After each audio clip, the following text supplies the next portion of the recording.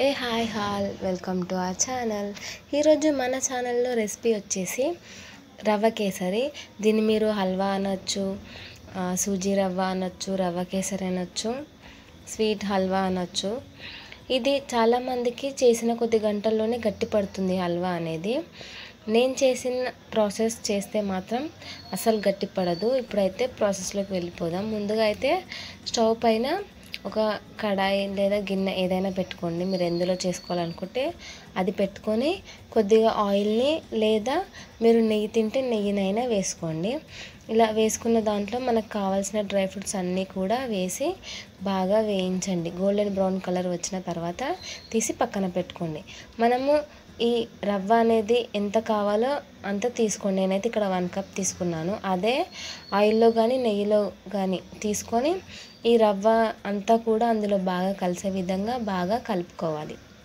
ఈ రవ్వ అనేది మంచి గోల్డెన్ బ్రౌన్ కలర్ అయితే రావాలి. మధ్య మధ్యలో కలుపుకుంటూ ఒక 15 మినిట్స్ అయితే టైం పడుతుంది ఇది మంచి గోల్డెన్ కలర్ రావడానికి. మధ్య మధ్యలో కలుపుకుంటూ ఇలా బాగా కలపండి. ఇలా బాగా గోల్డెన్ కలర్ వచ్చిన తర్వాత ముందుగానే మనం 1 కప్పుకి 3 నుంచి 4 కప్పుల దాకా వాటర్ని అయితే తీసుకొని బాయిల్ చేసి పెట్టుకోండి. ఆ బాయిల్ చేసిన వాటర్ని ఎప్పుడైతే మన రవ్వ మంచిగా బ్రౌన్ కలర్ వస్తుందో ఆ బ్రౌన్ కలర్ రాగానే ఈ వేడిగా పెట్టుకున్న వాటర్ని మొత్తం కూడా ఇందులో యాడ్ చేసేయండి.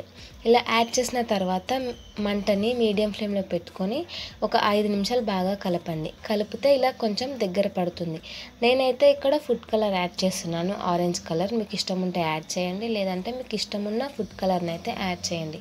ఇలా బాగా కలిపిన తర్వాత నేను ఒక చిన్న గ్లాస్ పాలనైతే యాడ్ చేశాను. ఇక్కడ వీడియోలో చూడండి రవ్వ అనేది గట్టిపడింది.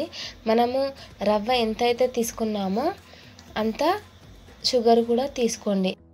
స్వీట్ ఎక్కువగా తినే వాళ్ళైతే 1 కప్పు రవ్వకి 1.5 కప్పుల షుగర్ అయితే తీసుకోండి. నేనైతే 1 కప్పే వేశాను. ఇలా వేసిన తర్వాత చూడండి హల్వా అనేది లూజ్గా అయిపోయింది కొంచెం. ఇలా అయిన తర్వాత మనం ముందుగా ఫ్రై చేసుకున్న డ్రై ఫ్రూట్స్, ఇలాచి పొడి వేసుకుంటాం.